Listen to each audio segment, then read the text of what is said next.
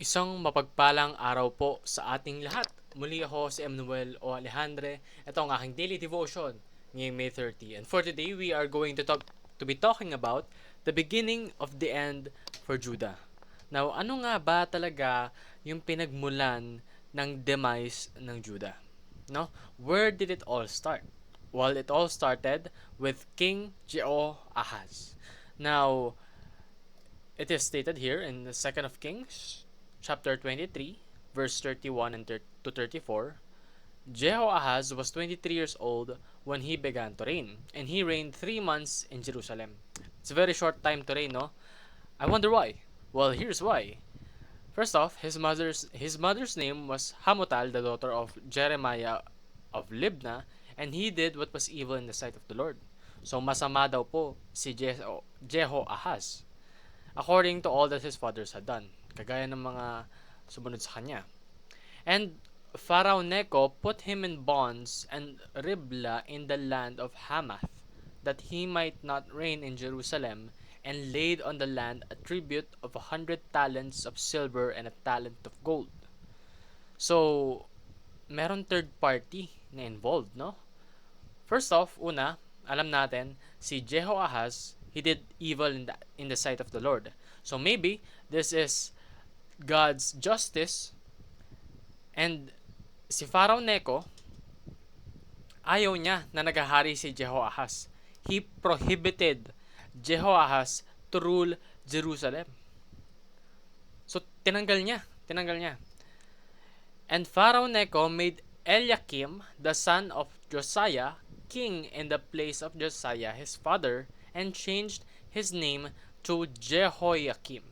But he took Jehoahaz away, and he came to Egypt and died there. So ganito, may context to. Pharaoh Necho came to Jehoahaz stating that the Lord told him na hindi dapat kalabanin ni Jehoahaz si Pharaoh Necho. Yun yung sinabi ni Necho sa kanya. But Jehoahaz did not obey. He still fought Pharaoh Necho. So Pharaoh Necho fought him as well, and Pharaoh Necho became victor. So anong nangyari doon?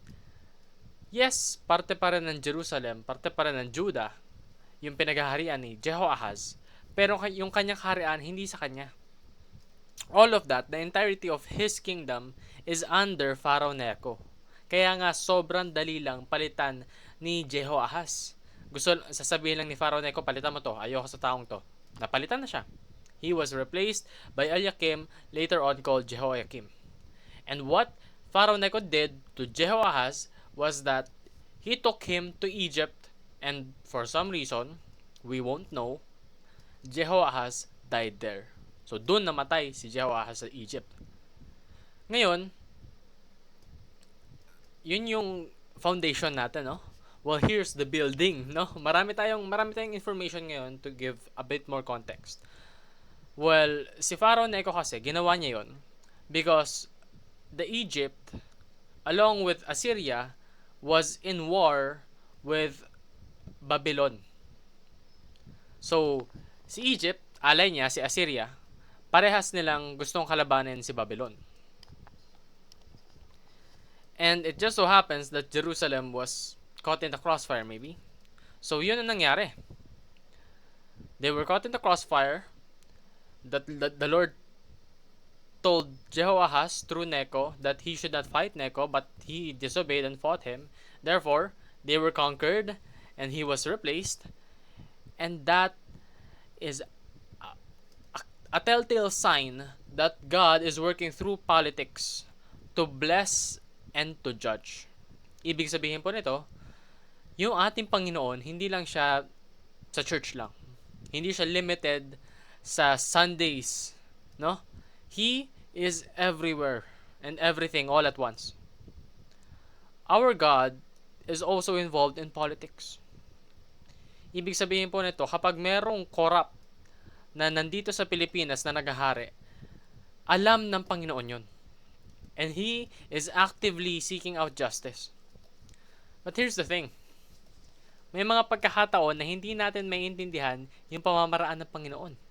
You may be asking me, ngayon, bakit wala nangyayari, no? Why are they still in there? Why are they still in power if God is actually acting? Well, here's the thing. Yung perspective kasi natin, napaka-finite lang. Tayo, as humans, we view time as something that is essential, very important, no? Because we don't have a lot of it. Pero sa mata ng Panginoon, He is looking at the biggest picture ever, no? Nakikita niya yung happenings all throughout millennias and millennias more. Tayo nakikita lang natin yung nangyayari sa years, maybe even months, no? Pero yung Panginoon, nakikita niya yung nangyayari the entirety of the way. So yung kanyang plano, may mga pagkakataon na hindi talaga natin maintindihan. Pero trust and believe that God will always seek out justice. Maaaring hindi nangyayari yun dito sa mundong ibabaw, pero eventually, God deals with those sinners. Well, lahat tayo sinners, but those sinners that govern through corrupt methods. Because God always executes justice and does not tolerate evil. Kagaya ng ginawa niya dito. Si Jehoahaz, tinanggal niya kasi he did evil in the eyes of the Lord. Ngayon, don't get me wrong. Si Pharaoh Necho, the ruler of Egypt, especially Egypt, they did a lot of things wrong.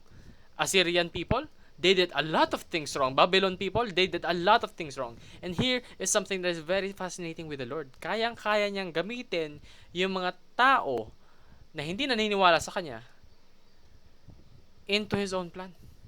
Imagine this, no? May isang hari na hindi naniniwala sa Panginoon, sumasamba sa Diyos-Diyosan, gumagawa ng kung anong karumal-dumal na krimen, ginamit siya ng Panginoon to do good. Not necessarily good, but to deliver justice. Ganoon kalupet, with a lack of better term, yung ating Panginoon. Remember, God's work can be seen through prophetic eyes. Ibig sabihin nito, hindi natin minsan nakikita yung plano at yung kagustuhan ng Panginoon because we are not looking at it in prophetic eyes. Yung eyes that was guided by God. No? Kailangan kasi kapag nakikita natin yung paligid natin, we are in perspective that is aligned with God. Kapag hindi aligned yung perspective natin sa Panginoon, magtataka talaga tayo. Anong nangyayari dito? Bakit hindi siya umaakto? Natutulog ba ang Diyos? Well, guess what? Do not lose hope because God's kingdom is advancing. Lahat na nangyari. And understand that history is moving toward redemption. Simula pa nung the fall, nung kinain ni Eva at Adan yung forbidden fruit, to up to this moment, God is prevailing, God is continuing, God is advancing His kingdom. So be a part of that. Be a part of the reason. Be an instrument of God so that the kingdom of the Lord can be seen here as it is in heaven.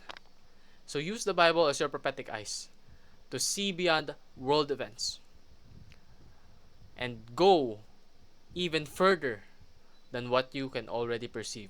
Yun lamang po ang aking daily devotion. Maraming salamat sa pakikinig. Pagpalain po tayong lahat and let us all give glory to God.